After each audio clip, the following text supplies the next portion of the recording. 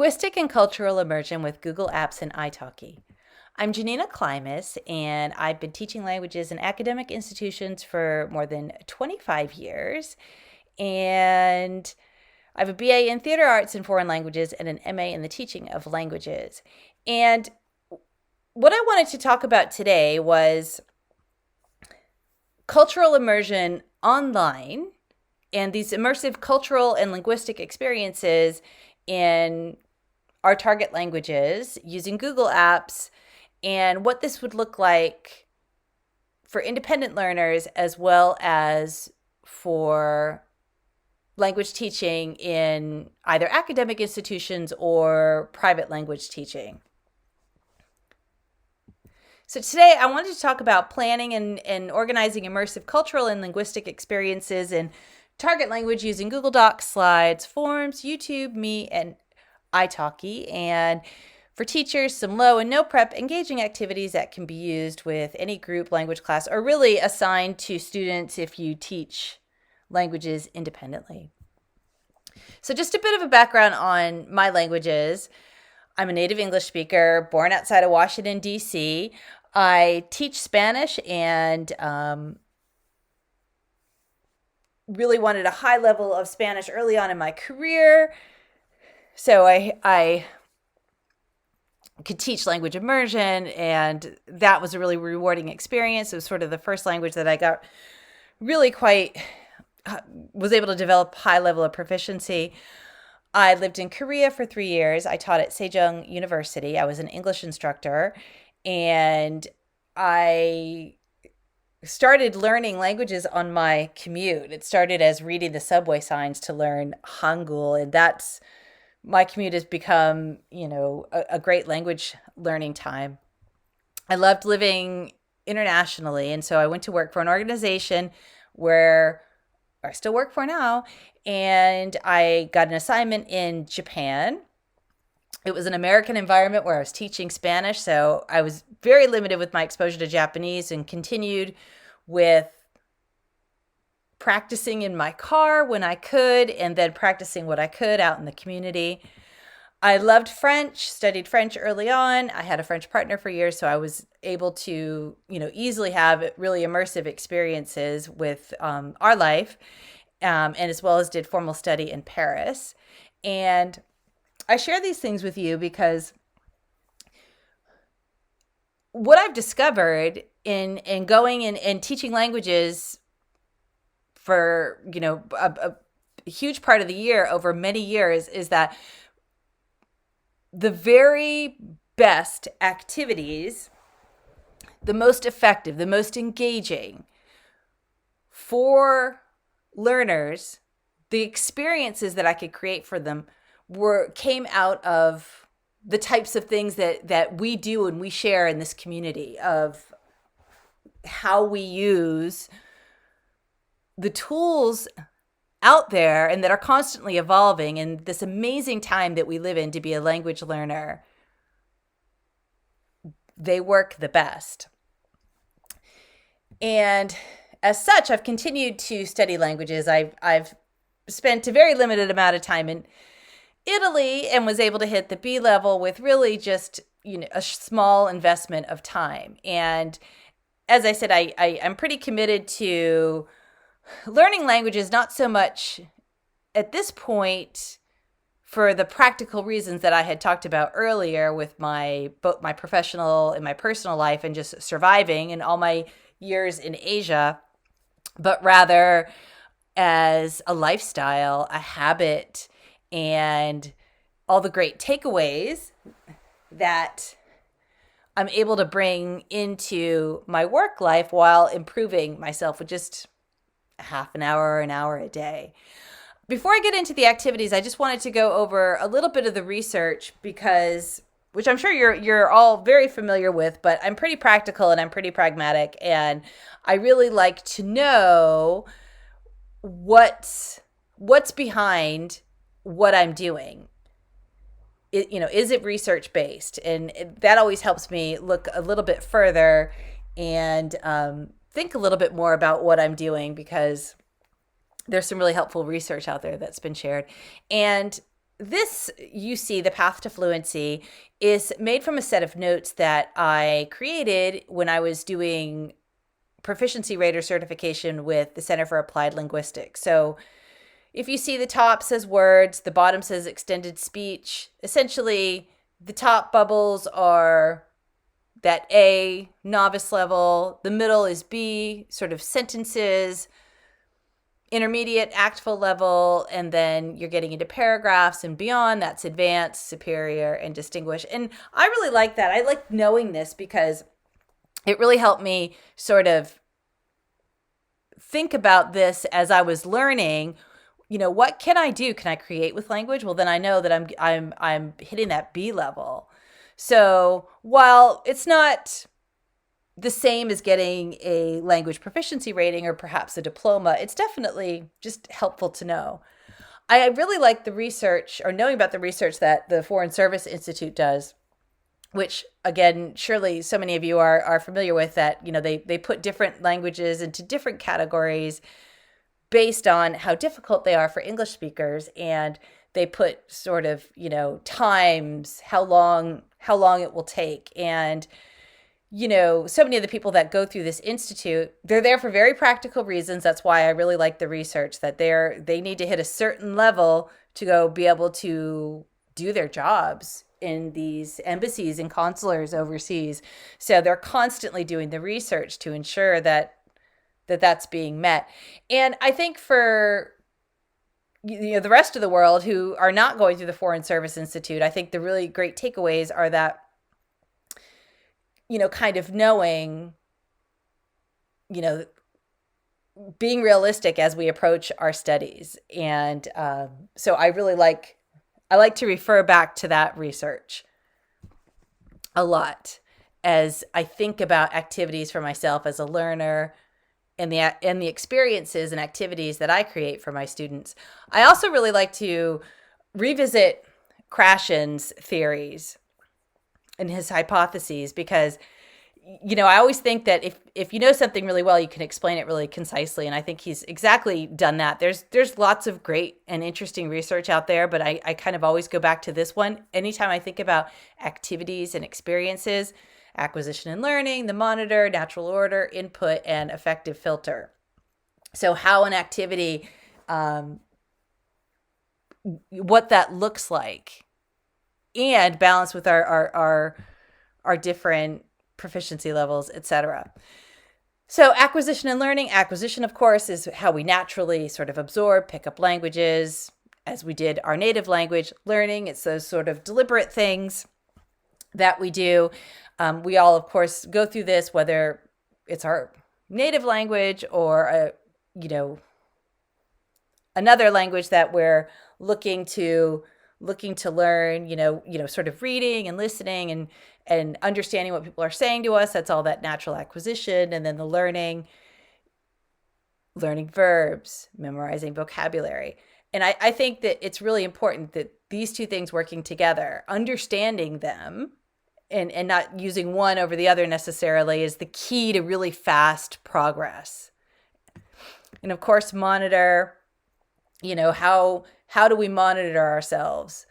What's the end result of those things that we've learned and we've acquired as we sort of, try to create with language? Do we over monitor, and it makes us not communicate as well because we're thinking too much about what we do? Or do we under monitor, and maybe, that can lead to fossilization and we don't make a whole lot of progress? Natural order. We all go through stages and they tend to be the same. We tend to make the same kinds of mistakes at different stages in languages. I've always found this really comforting, that, those mistakes are a sign of progress. And then input, we need comprehensible input. Of course, that's really the key to languages. And then effective filter, that's so much about, where I guess our personalities come into it. That's the way I've always interpreted this. Are you introverts? Are we extroverts? Where's our confidence levels? And that may, of course, vary due to our, different stages in our lives, etc. But kind of thinking about all of those things, because someone who has worked and does work with people who don't necessarily want to learn languages, I'm always thinking about these things to be able to maximize the time that I have with them and make it an enjoyable experience however and whenever I can. So to me, the perfect SLA marriage is learning plus acquisition. That's the perfect marriage, right? Understanding, doing deliberate things, right? Scheduling out time and using our downtime to learn languages and making goals, keeping notebooks, dedicating time to our apps. Those types of things are important, I think. And then acquisition, understanding, investing time in things like pleasure reading and watching videos, etc. Doing those things together is the perfect marriage. And of course, we know that language and culture are completely intertwined. You can't take them apart. And you got to be able to, you can't separate those two things. They're linked. I think ACTFL puts it really well. They talk about the practices, the products, and the perspectives as being things that you want to think about as you're developing, as they call it, interculturality, right? So what do they do and how do they see the world and what do they make? So those are all ways and things to use to both learn languages and then connect with people, because you can't truly connect with them without exploring and understanding culture. And I feel so privileged to be a language lover in this time in the history of the world, because we're completely connected, and more so all the time. And then all of this technology, things are becoming more intuitive and they're becoming easier. So I wanted to talk about using some of these tools to both use that research along with culture.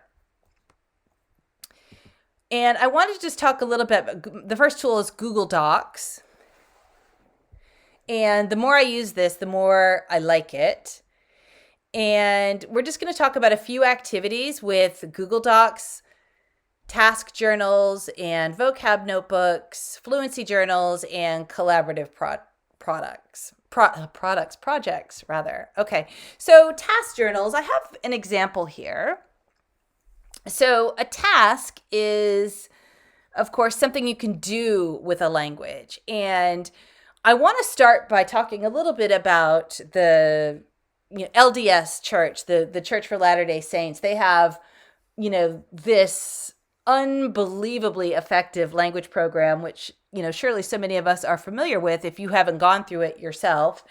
And essentially, these young people, they go, a lot of times they're about 20 years old, and they go on a mission. And some people, of course, go to English-speaking countries, and some people do not. And they go to their training center, and they learn enough to get them out in the field, and then they go with a partner, and they're out.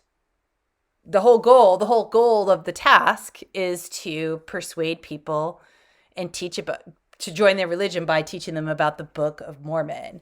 And I think of that as a great example as the ultimate task, because it's my understanding that while they use lots of different materials, at the end of the day, everything is centered on that one big task: being able to connect and communicate with people from cultures all over the world, to persuade them to learn about the Book of Mormon.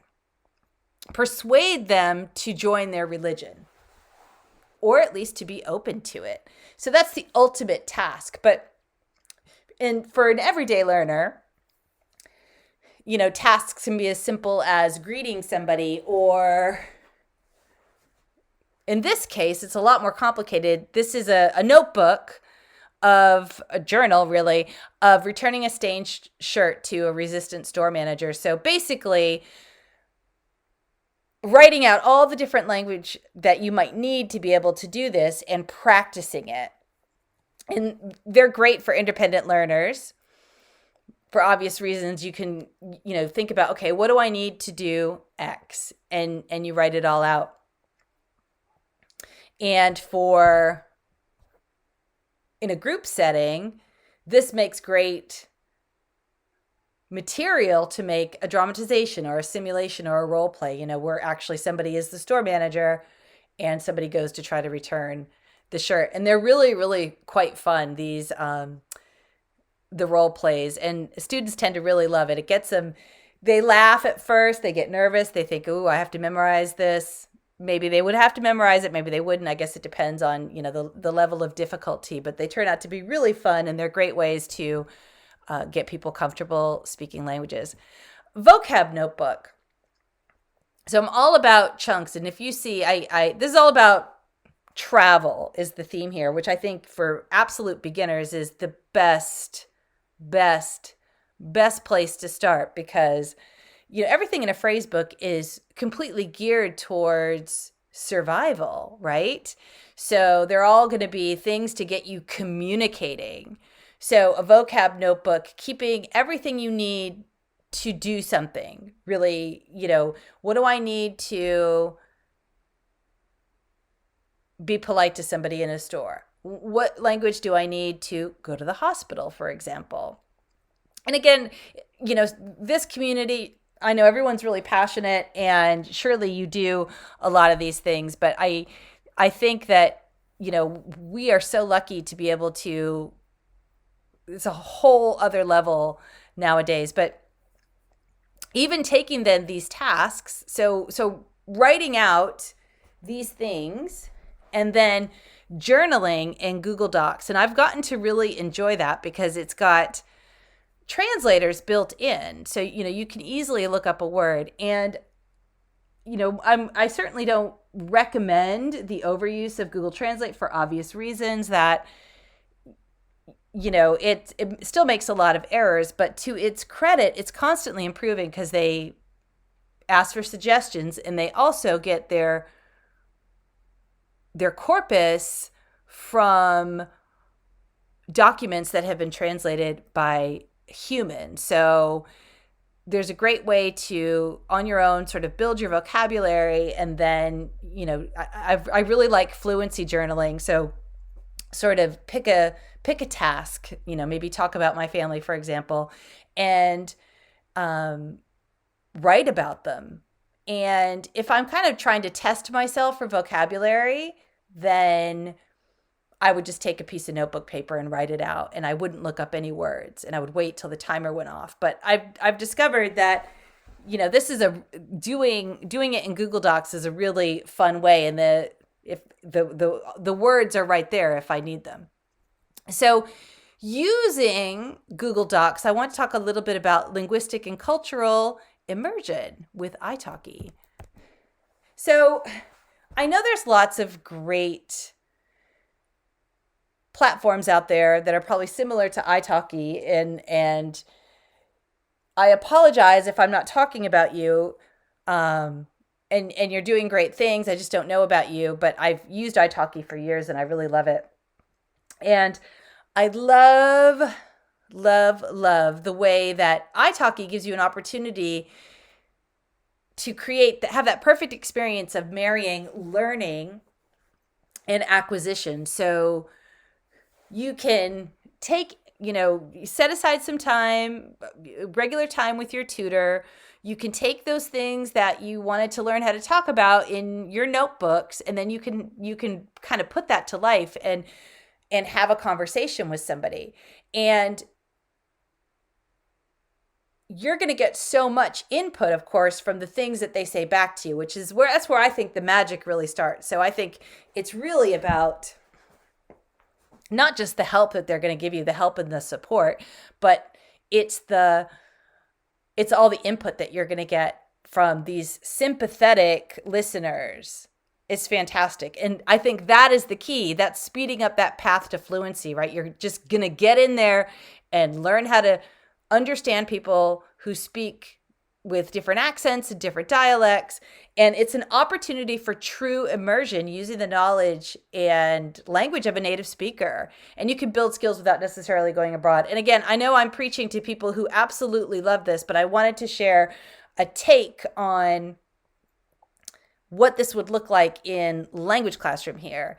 But before I do that, I want to talk about how Benny Lewis does his speak from day one. And I love how he uses the chat function if he can't talk. Just you can type in, little questions or even respond to them with the chat bot. So you don't actually have to have a conversation. You can really use it to build. So into the activity, select for cultural immersion here, maybe a different project that you might do as an independent learner or one with your students, whether that's an individual project or a group of students. So select a theme. In the United States, we do a lot of our language themes based on sort of 6 global themes. And just to give you an example, we have beauty and aesthetics would be one. And for that A level or that novice level, that might be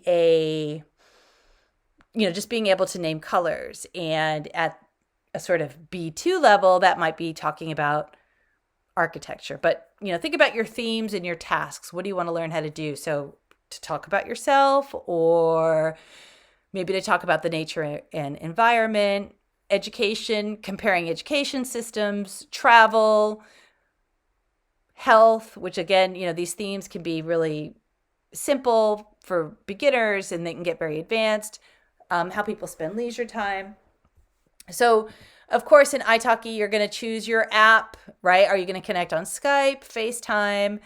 I'm really loving the evolution that all this technology has made really quickly, of course, during the pandemic. As awful as it's been, there have been some good things that have come out of it. They've just gotten really, really intuitive and easy to use. So I know they all have similar functions. So of course, you don't have to use Google Apps to do this. But I like using Meet because anytime you work with students, if you just record your Meet, then it's going to save it to your Drive folder. But of course, you can set up your YouTube channel as well, where you can store it afterwards, and then you can share it with students, whatever you're recording, or you can go back and listen to it later. And you can make these videos private. I love recording myself, and I always suggest that to people. Record yourself really regularly. And if you feel silly on YouTube, of course, you can make your videos private, or you can just save them in your Google Drive folder too. And of course, camera, microphone, find a teacher or tutor. And this is the thing that I loved about Italki. If you teach a language like Spanish, while you may have friends and family who are available to be guest speakers in your class, they might not necessarily be available, but Italki's got, you just put on the filters. You want a French teacher? Put on the filters. And the community has people living all over the world. So you're going to be able to find somebody available when you are. So with this group project, you're going to make a collaborative Google Doc. And if it's just you, of course, it's just you. But any Google Docs are great for this because a bunch of people can work on the same document. So whatever your theme was, they're going to create interview questions. And you can do this as an independent learner. So back to that interculturality, do you want to learn something really advanced? Do you want to learn how to talk about healthcare systems? This is where you make your questions. And you can do this at your own pace, and you can do it in a Google Doc, of course, where you can, if you need any support, you can look things up. As a teacher, here, I'll just give you an example here. It's just some very basic Spanish questions. Everybody would you give them a certain number of questions, whatever the theme was. And part of the power in the Google Doc for the group activity is that you say no repeats. So you're not getting the same question over and over again. And so let's say that the theme was travel. So of course, everyone has to come up with different questions. Then they share it with you and you edit it. And this is where, if you're an independent learner, you would, you could give this to your tutor early. And if that's not going to work, if you don't have anybody to look at it before and you're unsure if you've made some mistakes, then this is something that you can kind of go through during the lesson and they'll give you corrections. So print it out, and in a group setting, everybody would have their questions and you would have one. And obviously individually, then you have your questions printed out. So you start the interview that you are recording.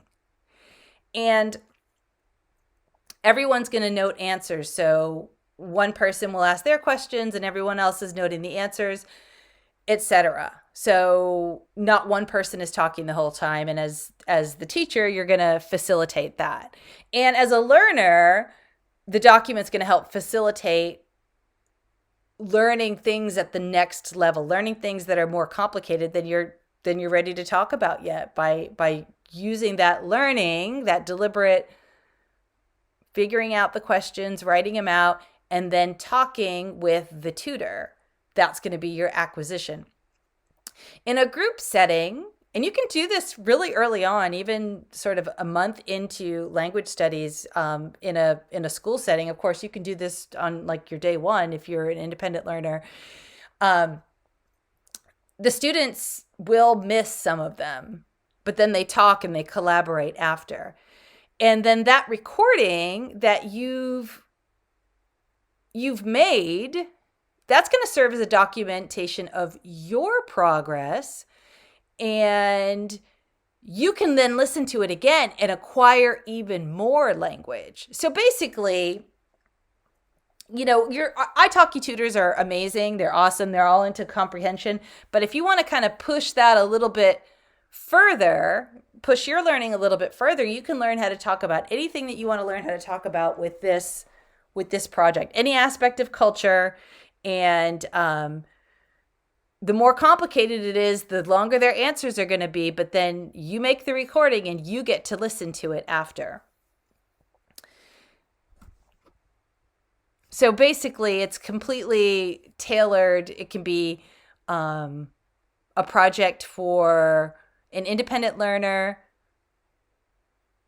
or groups, and it fits into any topic that you're gonna do. Another reason that I love Google Docs is all the little add-ons that you can get. Easy Accents is great, and there's loads other ones. Of course, you're going to record it. You're going to have the interview. Another way that you can do this Fluency, you can do this as a learner. You can even assign this as sort of like Fluency recording or task practice with students using Google Slides. So just take a slide. And as I said earlier, I'm a huge advocate of recording. And nobody else ever has to hear it. I have plenty of recordings, and a lot of them are pretty terrible. But what I'm getting out of it by recording often is I'm able to document my progress. But really, the power is in your gaps, right? So you can work through and figure out what it is that you need to learn, and you can go back and learn it.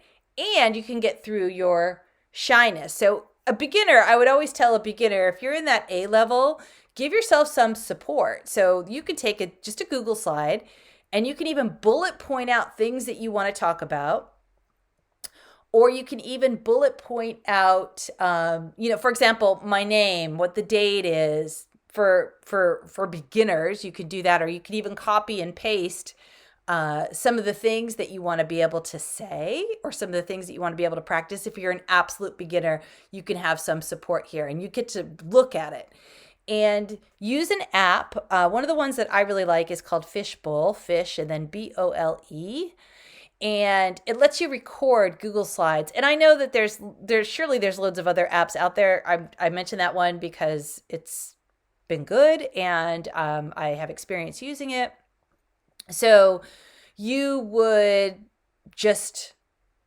record it, and it would be just sort of like a little video that you would get to see later on, and you just keep it in your Google Drive. And again, that can serve as a documentation of your progress. And it can also be sort of, speaking task cards to get you practice on the things that you want to talk about. So again, just bullet point out the things that you want to talk about, record it, practice, and save it. So one of the things I like to also suggest, of course, you can do that with students. You just assign them, these are the things that you're going to talk about. They can even do that in pairs.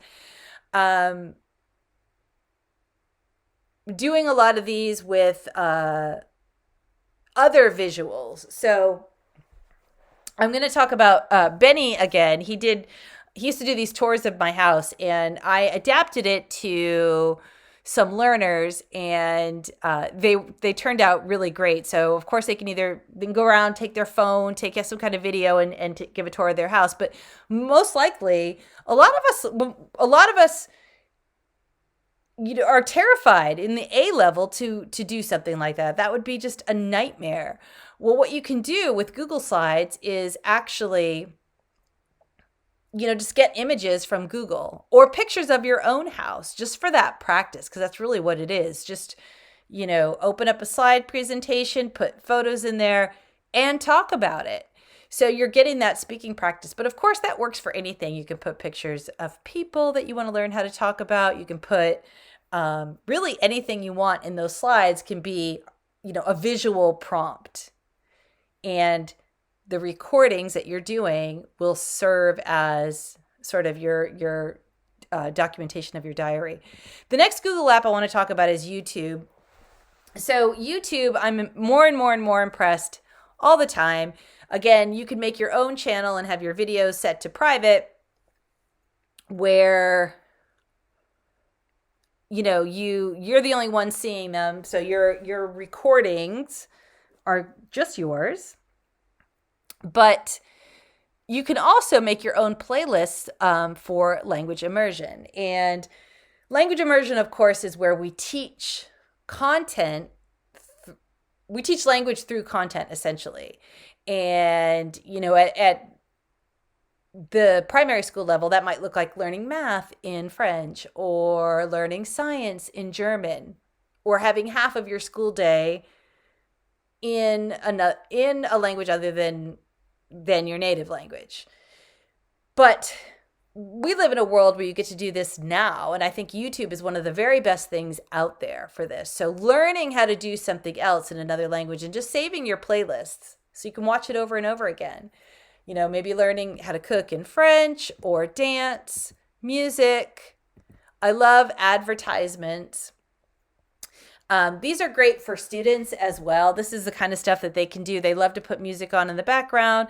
It's a great way to be immersed in culture, right? Developing that interculturality and language at the same time. It's high interest for independent learners and students. So as a project, I might say, find 5 Italian commercials and share them with the class, and we'd all watch them and try to figure out what's going on. For example, maybe one day when everyone's doing some studying, maybe we put German music on in the background, and they get to get an ear for German, and then some exposure to what's popular there now. One of the things that I've started to really love during the pandemic have been these city walks. And it's probably one of the things I love to do the most is go to a city and walk around. My ideal summer vacation is going to a language school in the morning. They tend to be, sort of 4 hours. You're done by lunchtime, and then spend the rest of the time walking, seeing the sights, listening to the people. How does everybody live? Maybe they've been there for years. I don't know. But these pro walks from all over the world just show everyday life. I absolutely love them. And again, putting that in the background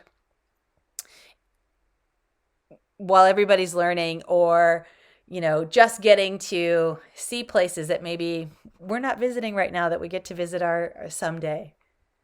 It's a really fun discovery. I really love also some other Google Chrome extensions, and one of them is ReadLang, of course, and it's got a lot of tools to help you read in another language, help you get through things. But what I like most about it is that it feeds you suggestions. So that's fantastic. So you're not searching for reading in your target language. It's feeding you all kinds of suggestions. And I love language learning with Netflix. And that's another Google browser extension. And turns your Netflix into a language learning lab. I do have to say, all of those videos, YouTube, language learning with Netflix, that's great. They're fantastic. I also just want to mention Yabla, and I know they do Spanish, French. I think they do German as well. They've done a really good job, I think. They're friends of mine. I've done really clever stuff with the tools for learning as well as acquisition. So I just, you can get in there for a couple hours and just, it's pretty addicting and it's pretty fun. And it's a great tool, even though it's not necessarily a Google app. Another activity that I love to do is learning vocabulary through authentic culture. So here, you see El Corte Inglés. It's got all the visual support. This department store is searching their website is just a fantastic way to increase your vocabulary and do it really quickly. And for students, how I would assign this I would give them a list, quote unquote, a list of things that they have to buy. And then you might use a Google Doc and they would sort of copy and paste the pictures and the links into this. So, you have to buy 7 shirts. You have to buy a dress for, you're going to be a guest at a wedding, for example. Another one of my very favorite language learning activities is, and something that I can do for hours on end, is this, but on YouTube. So the equivalent of Home Shopping Network and QVC, they have them all over the world. And it's great because they're repetitive. They have visuals. There's lots of text to support. So online shopping, I think, is a fantastic free way to learn all about language and culture. Thank you so much for allowing me to share these activities with you and for allowing me to be part of this community. As I said earlier, I think that some of the best experiences that I've been able to create for my groups of students, the most engaging, the most effective, the funnest activities have really come from independent language learning. And I'm so inspired by all the things that you do and you share. And these are a couple places to connect with me. And I hope we talk soon. Bye.